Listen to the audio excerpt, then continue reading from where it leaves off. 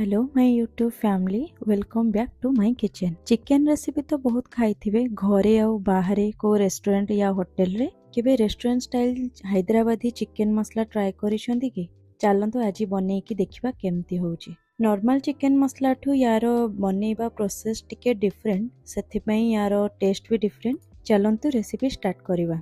Fast chicken को wash करके सेथिरे दबा दही लूण हल्दी गुंड कश्मीरी चिली पाउडर छणा पियाज कंचा लंका आ अल्प तेल ए सब को देकी भल भाव मिक्स करके कभर करके 30 मिनिट्स रेस्ट पे छाड़िबा। निहाती 30 मिनिट्स रेस्ट दबा दरकार भल से मैरिनेट होबा पई।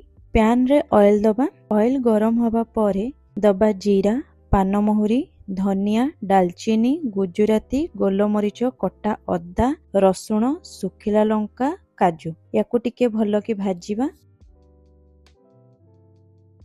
देन ऐड करिबा कटा पियाज ताकू भी टिके भाजिबा। एई मसलाटा ठंडा हबा परे ग्राइंडर रे देकी स्मूथ पेस्ट बनेकी रखिबा।